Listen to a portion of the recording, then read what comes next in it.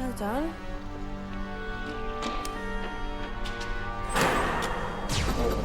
Your lords and masters.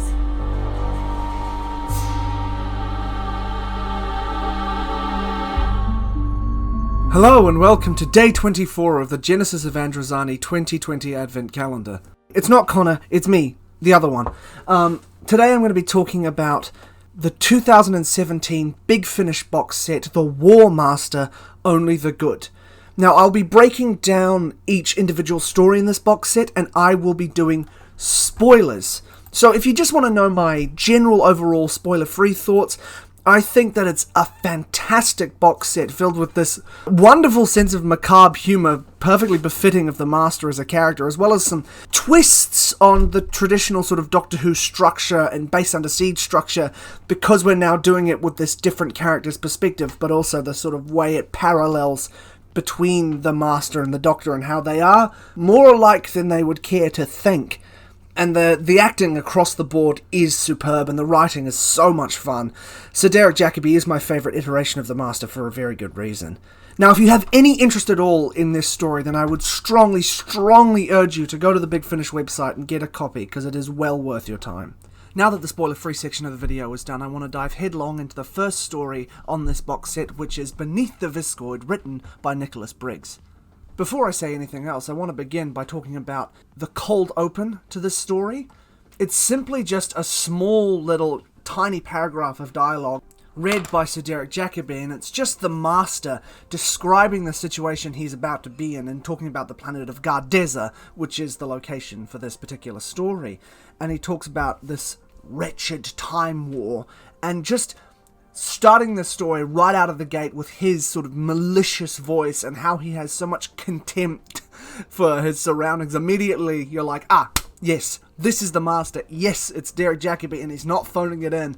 He's giving a genuine, wonderful performance. And then, after he's finished this little speech, we segue right into the absolutely incredible intro music. But then it would seem there are no depths to which we will not sink in this time war.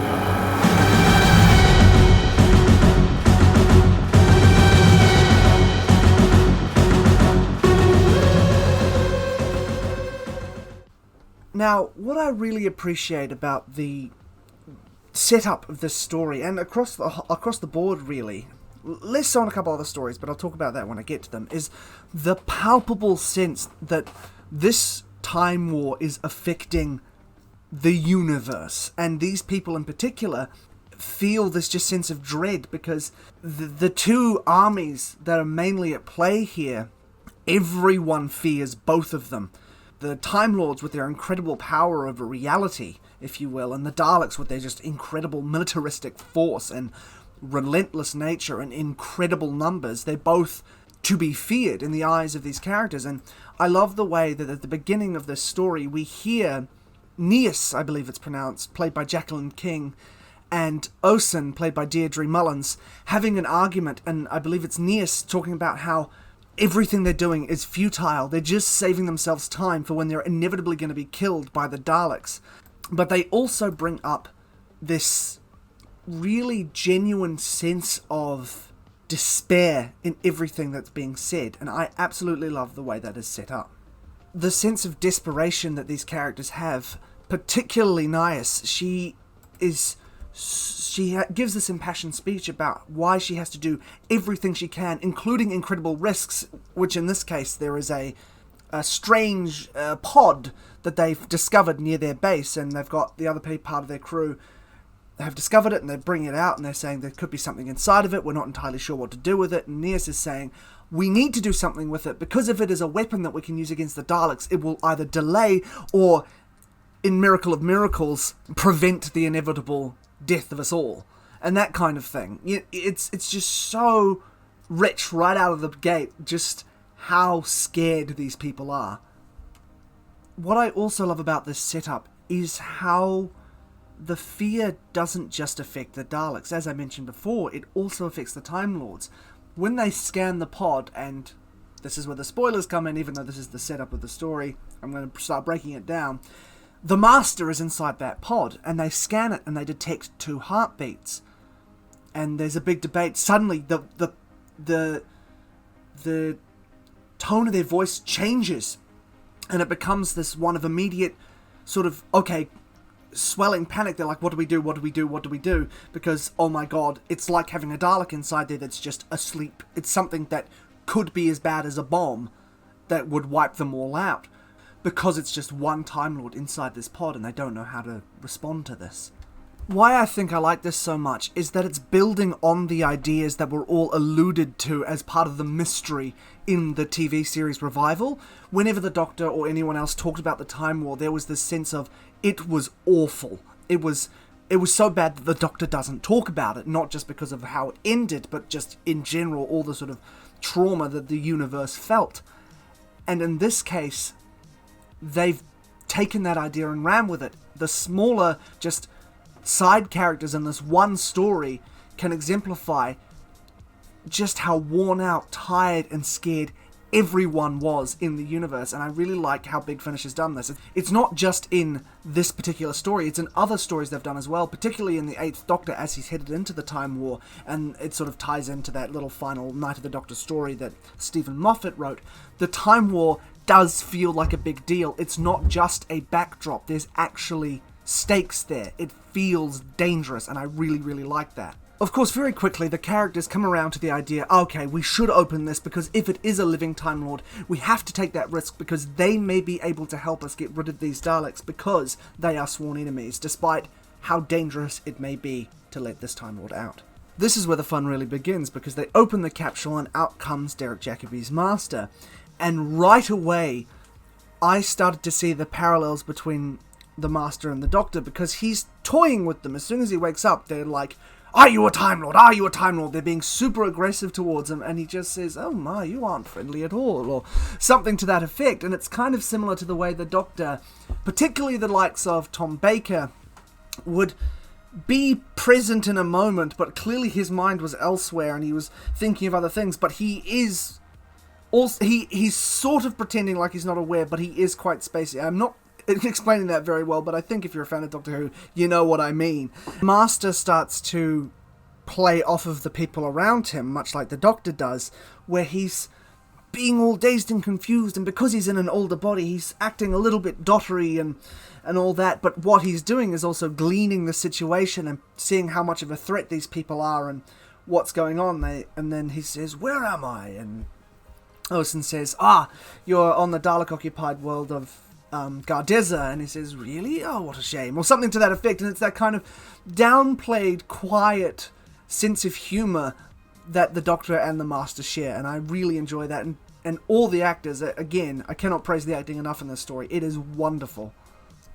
Then the conceit of this whole story really kicks off with one line. As the Master is talking, he's introducing himself, and right away, whether he's pre-planned this or it was come up with it on the spot, I honestly prefer the latter. I think it's funnier and just more enjoyable and deliciously evil if the Master's just come up with it on the fly. He's introducing himself and he says, "I'm typically known as the Doctor, by the way." So immediately he thinks, aha, if something goes wrong, I can fuck with the Doctor's reputation. Even when they're not confronting one another, they love to mess with one another, or more so the Master mess with the Doctor. I absolutely love that. Now for the rest of the story, these other characters, these people who are stuck in the Viscoid, or at least the base underneath the Viscoid, they are all fully convinced that this is the Doctor, and immediately the Master genuinely has this affection for their scientific advancement because he's a person of science himself. He respects the way that they fled from the surface and went to the base, and they're using this sort of resource to create a transport network and everything like that. He has a genuine respect, not for them, but for their technology. And throughout this whole story, you can hear this dramatic irony, this sort of Sword of Damocles that we, the audience, know with the Master. We are on the Master's side in the story, not because he is technically the protagonist, but he's not the quote-unquote good guy of the story, because he's still the Master and being completely selfish, and he's playing all these people, but we're in on the joke. We know that he's not the Doctor. So every time they talk about, wow, your reputation precedes you, Doctor, and he sort of gives a sort of humble laugh, you know it's not a laugh of, oh, well, thank you very much. It's a laugh of, ha ha ha ha, yeah, oh, you're all so fucked. It's that just joy. There is a joy in this story, even though it is quite grim, the scenario. The Master himself as a character has so much fun with this scenario, which makes it a really, really enjoyable listen. And as I said again, and I'm going to say that, I'm going to continue to say it later on in the video, I am sure, Derek Jacobi is incredible in this role. He's just pitched it so perfectly. He never does it too much or not enough. There's the right amount of every single Master that came before and after him. There's just this wonderful... I know I said it already, but he's my favourite Master because of these stories. He's just so good and so fun to listen to. So now I think would be a good time for me to mention the sound design. Now, this is Big Finish. They've been doing this for nearly 30 years now, I think. And they are the masters of... Not intended. They are the best in the business at creating audio landscapes that are so rich, and the sound design is just... They know when to be subtle, and they know when to be big, and they know when to just create an atmosphere, just quietly in the background, so you are absorbed it. I can visualize it in my head so well, purely based on the sound design. For example, the people that the Master meets in this, they all have a very faint voice modulation, which sounds sort of a little bit like, but nowhere near as obviously goofy as that. It's this wonderful evocation of underwater creatures. So we assume that these aliens, because their planet, even before the Daleks occupied, was mostly water, they are amphibious at the very least, so they have this aquatic nature to them, and it's just brilliant sound design. Now, as the story went on, we discovered that there's a TARDIS down here beneath the surface, and it's the Master's TARDIS, and he thinks, if I can get there, I can repair it, blah, blah, blah, blah, blah. He makes contact with the Daleks and says, please give me a little bit more time, I'll repair my TARDIS and bring it back to you so you have all this power. And essentially, we as the audience know he's playing now both sides. Both the people of the planet that discovered him and the Daleks. He's playing them both for his own selfish gain. And there's this sense of inevitability throughout this whole story. Even though it's kind of like a typical base under siege, there's a small group of survivors with this threat coming towards them, and they're trying to do some last-ditch effort to escape. But the Master is the spanner in the works, because he's not there to help them. He's only there to help himself. So there's this sense of dread. Even though it is a very fun story, there's, as I mentioned before, the Sword of Damocles, this thing that's constantly looming and hanging over the whole narrative. And it's just wonderfully written. As I said also in the spoiler-free section, it's an incredible play on that traditional Doctor Who base under siege story, where the Doctor, most of the time, just immediately is like, okay, how do I save these people? What's the best course of action? Blah, blah, blah, blah, blah. The Master is playing up to that reputation, but for his own ends. And it's just... I just love it so, so much.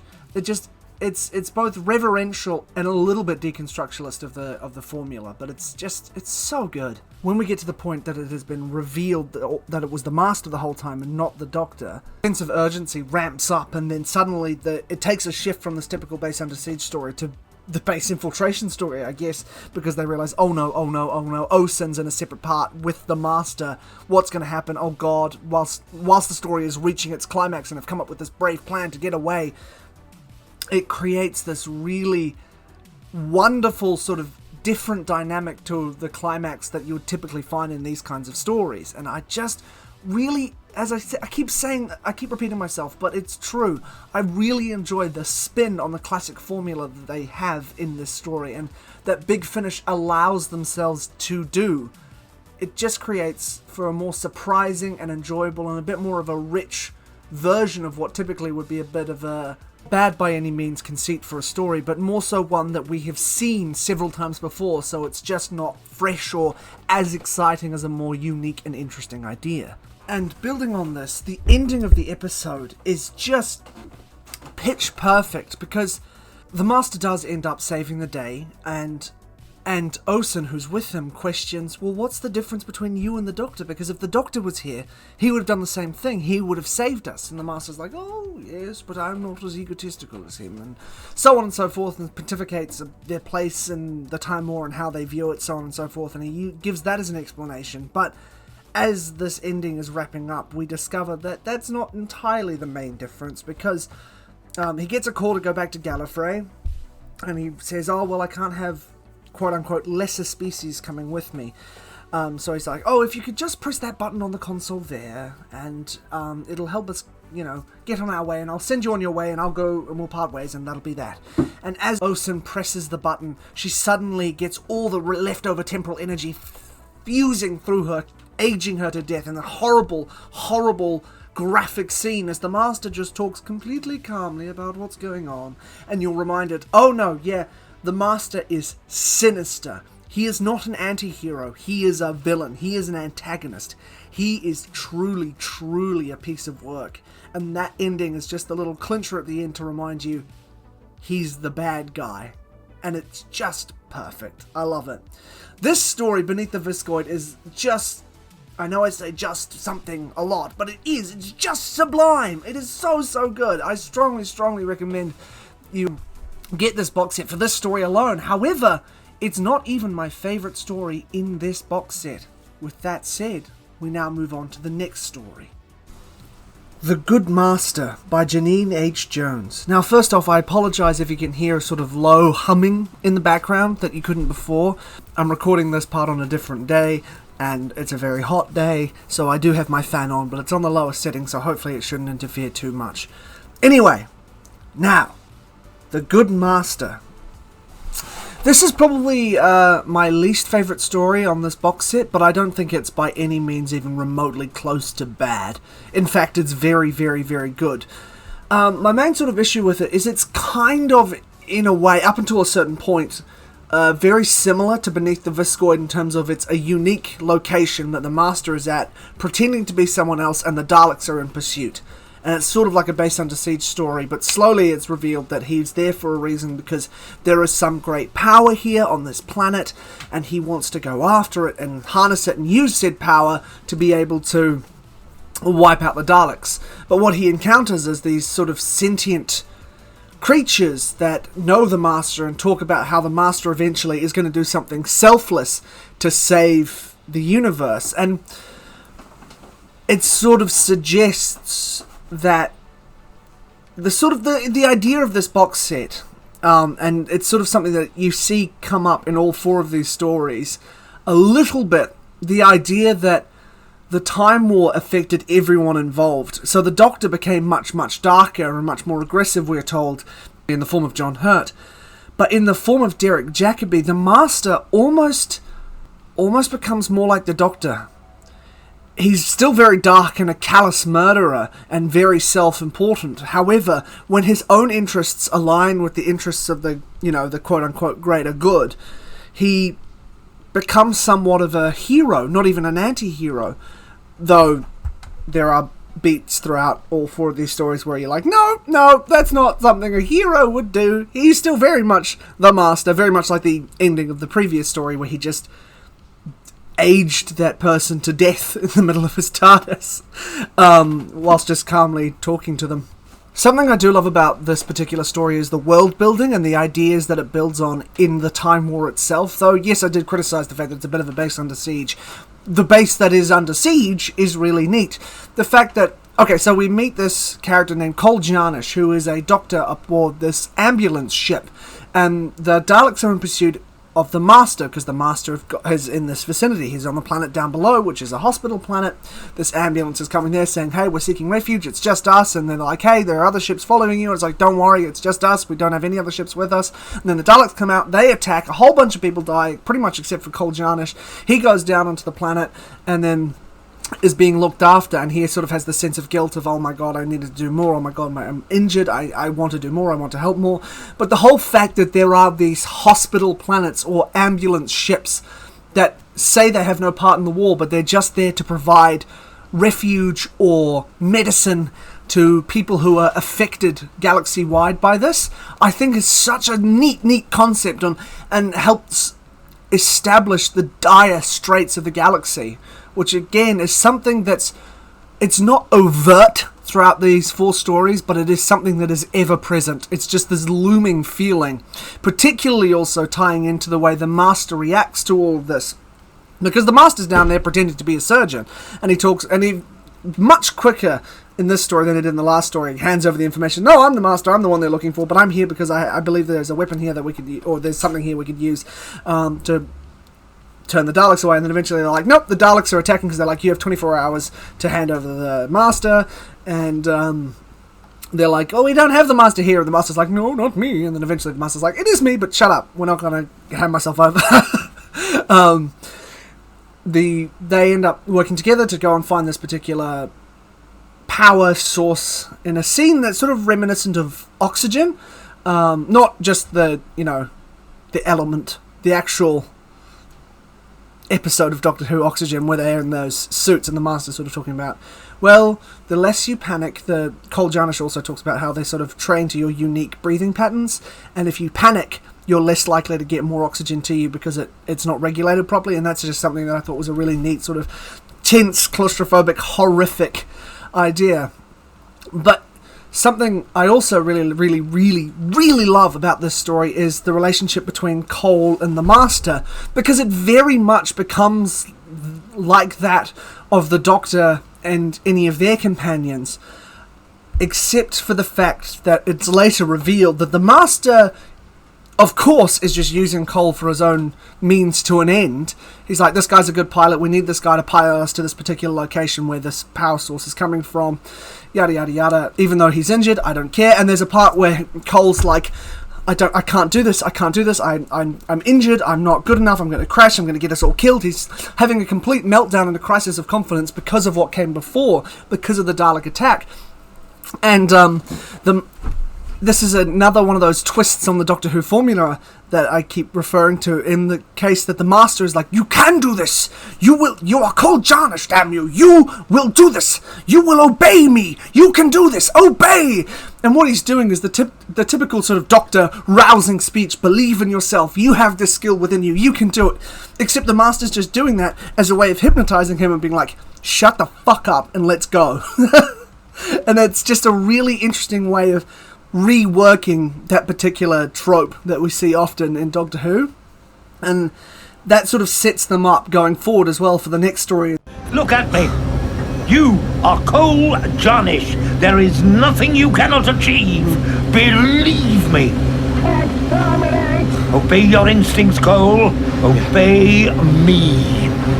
I don't really have, even though it's quite a dense story with, they encounter these creatures and they're sort of sentient, they tell us all about how the Master's going to do something good, blah, blah, blah, blah, blah. I don't really have much to say else about the plot, because it does, in the whole picture of these 4 stories, feel more like setup than its own really grandiose story. Other than that, it's kind of, for me at least, just feels more of the same, but it's more of the same stuff that I really enjoyed from Beneath the Viscoid. So I don't want it to come across like I don't like the story, because I really do. It's so good. It's just that it's at a point where I'm like, okay, I'm ready for this to change gears now. Which then quite neatly leads us on to the 3rd story in this box set, The Sky Man, written by James Goss. Now this is the one, more than any other in this box set, if you have not listened to it, stop this video now, go to the Big Finish website, download a copy, and listen to it and do yourself a favour. It's so good, and I do not want to spoil it, but I'm going to talk about where this story goes, because that's part of what makes it so enjoyable to me. But please, if you have not listened to it, even if you don't care about spoilers, just go and get it and enjoy it, and it's great. It's great, it's great. It's so good, it's great. As you can probably tell, it's my favourite in the box set. Go get it, please, go. Thank you. Anyway, now what I really like about this story straight out of the gate is it's just got a complete change of pace. The Master has adopted Cole Jarnish as a companion, and they do have this sort of Doctor-companion dynamic, though the Master is a little bit more flippant towards him. Though, no not necessarily any more than some of the more alien and stern doctors. It kind of reminds me of Joe in the Third Doctor a little bit. In fact, there's a reference specifically to the 70s in the fourth story, which was just a nice, I'm assuming, was a nice little nod to Roger Delgado's master and his relationship with John Pertwee. But I digress. What I love about this particular story is how it starts off kind of lower key. Cole says, look, we've got this time machine. You're a Time Lord. Let's go save a planet. You know, we have an ability to do something. I want to save someone. I have this need in me. He wants to be a hero. He's dying to do something good in this tragic universe. And the Master thinks, well, this is a futile request, but you know what? I'll indulge you. So they end up landing on this small planet, which seems fine, which is kind of a slow developed planet, kind of humanoid as far as we can discern. They've got farms, they've got sheep, they kind of speak in what I think are like Yorkshire-ish accents. I'm really terrible with English regions, and I do apologise if I completely got that wrong. But that's kind of the general vibe they have, that kind of farmer, rural kind of thing. They're not a big industrial planet or anything like that, and they haven't really been affected by the war, but both Cole and the Master are like, something's going to come here, so I'm just going to wait here until something comes and I can prevent that and save the day. And that's Cole's whole thinking. He's like, I'm going to save the day, I'm going to be the hero, I'm going to do something, I'm going to be ready for if the Daleks come or if anything else happens, I'm here to save the day. And the Master eventually is just like, you know what, you do that. This place is a lovely, lovely environment to start a vineyard. I'm just going to make some wine. So for the most of the story, the Master is just off in the sidelines, and Cole occasionally goes to him while he's just being this effervescent old man who owns a vineyard. And it's just this really delightful beginning, because it's so... It feels so British. It feels so much like this only in Doctor Who environment, where they're in the midst of this great galactic battle and they're just on this little farmland. The story gets going proper when we meet the character of Elid. It's spelled E-L-I-D-H. Elid, I think, from memory. Which is a character who very quickly sort of becomes a romantic interest of Cole. And they're sort of, he's this sort of future man and she's sort of this quote-unquote primitive farmer.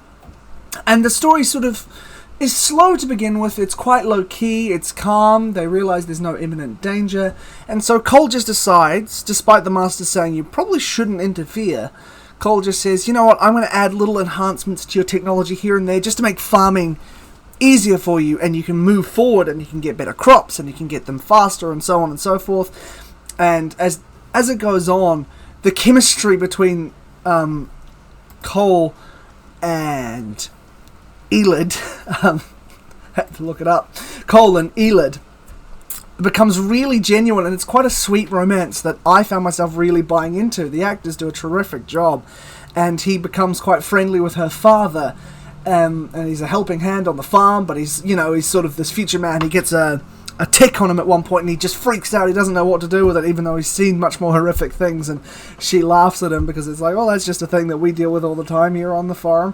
And it's just this really sort of quaint, lovely story until there's a point where there's some debris that comes from the Time War that lands around the planet, which sort of creates this temporal disturbance in which all the farmers' crops are dying and withering and things are getting sick and they can't figure out what to do, including the father. And he becomes ill himself, and Cole, invigorated by this, is determined to save their life. So building these technology, he sort of builds him like this equivalent of this iron lung to give him life support, but slowly the man's going insane, and while she's away doing something else, trying to tend to the crops, he puts her father in this machine that's going to save his life. But he's terrified. The father's terrified, and he's screaming, and he's like, what are you doing? I don't recognize you. Get away from me. Because he's losing his memory. He's getting all jarbled. He can't understand anything because this temporal energy is making him sick. And slowly Cole entombs him, essentially, in this medical device. And as it goes on, this sort of disease starts spreading and more people get it, and Cole keeps doing it to more and more people, and the Master's just off doing his own thing separate from this. Cole and the Master do talk back and forth eventually, but you can sense the tone of the story is getting darker and darker, and tensions are flaring up between Cole and Elid. And there's a point in which Elid herself gets sick with this temporal energy. So then Cole immediately focuses all his energy on building a contraption to keep her alive. And as he goes on and goes on and goes on, he encapsulates her, and he takes pieces from her father and puts it on her. And there are moments in the story where it's sort of from her perspective, where we hear the sort of claustrophobic nature of the apparatus she's wearing, and how she goes in and out of consciousness. And there's a scene where she talks to the Master, and the Master again having a very doctorly moment where he reassures her that Cole is doing everything in his power to help her and her race. And then she gets woken up by Cole, and Cole takes her and puts her in this machine exoskeleton. And he basically tells her, look, as long as you're in these suits, you and your race will be fine. And she says, oh, that's fantastic. How many hours a day do I have to wear this? And that's when the bombshell drops. You can never leave the suit. What? The suit will keep you safe, provide you with nutrition, it'll give you everything you need. No. What have you done to me? Let me out. Listen to me. Let me out. And thus it is revealed that the Time War has even claimed this planet, but through Cole trying to protect it, he's created a new race of Cybermen. In an attempt to save them, he's turned them into another quote-unquote monster from Doctor Who, but with a new perspective. And it's such a morbid and fatalistic way to end the story that I just love it so much, how it decides to start with this very, very believable and sweet romance, and then just take a hard left turn at the end. And the fact that these Cybermen were created with the best of intentions as help, as medicine, but due to the way that Cole's made them, they have emotion inhibitors, which prevents them from panicking, which slowly takes away their humanity. And as the story devolves and devolves and devolves, there is no semblance of the people they used to be, just these cold, callous machines. And it's so grim and depressing, and I fucking love it. And it's not like the other two where it's kind of taking a spin on the classic Doctor Who formula. It's its own thing. It's its own really sort of small and quiet story until it isn't. And it's one of the biggest bombshells in Big Finish stories that I've heard. And I really, really cannot recommend it enough. I know if you listen this far, you've either heard it before or you don't care. But even so, if you don't care, I urge you to listen to it. It is some of the best writing I've ever heard on Big Finish, and that's saying a lot, because Big Finish very, very rarely ever has a miss. They're so good. And this particular story elevates this box set even more. And the funny thing is, the Master is barely in it. He's barely a character, but they, through this brilliant writing and the previous stories, sort of planting of the seeds, creates this sense of connection with Cole, and then his relationship with these local farmers and everything. And it's just, I cannot do it justice. It is such a good story. So good. And it just leaves on such a grim note, heading into the final story of this box set. The Heavenly Paradigm by Guy Adams.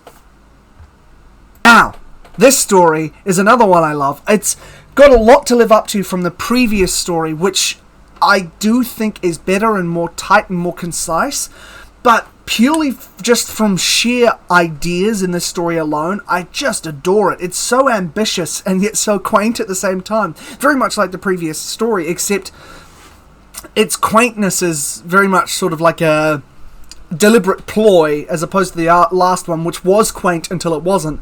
This one has sort of a facade of niceness.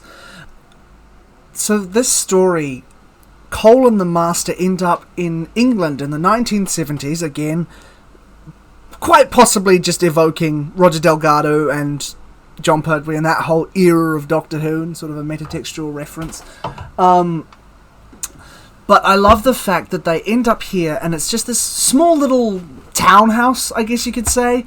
It's very quaint, as I said, but as the story goes on, it is revealed to be a Time Lord ploy. It's, sort of hiding in plain sight, and it's sort of two realities overlaid at once, kind of bringing up that whole Tom Baker Witch Box is Bigger thing, talking about the way Time Lords play with dimensions and everything like that. Relative dimensions, of course. And when they go into the house and they're looking for something which is the key to finding the heavenly paradigm that the Master can then use, which is this probability. It's like the probability drive from Hitchhiker's Guide to the Galaxy, except deadlier, because instead of just one sort of singular thing, it's everything in the universe. It'd be like, hey, if you could make every single good choice in your life, would you? And the Master's like, yes, well, I'm going to do that for myself, and that basically means the Time War will be over, because I want the Time War to be over, but yada yada yada yada yada. Anyway, they encounter this sort of timid old woman who's doing that sort of old ploy that you see in movies all the time, where it's like, oh, I'm just a frail old person, please don't hurt me, and then suddenly, aha, actually, I'm much more powerful than it first seemed, and she's also a Time Lord who's there. Why would I trust you, Master? You've come here for your own evil purposes. And the Master's like, well, yes, but also, in the greater scheme of things, the world will be, not just the world, the universe will be fine, because I will have used the heavenly paradigm to correct my own course, and the universe and the Time War will be prevented because XYZ, in his own masterly, dastardly way. And he ends up tying up Cole and the other Time Lord, and he starts using this sort of supercomputer which is in this house to help him unlock the heavenly paradigm and power it up. And in doing so, eventually he just uses Cole, because Cole was sort of a fixed point in time. The idea of inevitability, the sort of nihilistic idea that this Time War will capture every single planet, because that's what it does. It just consumes the universe, filled with hatred and despair and all this.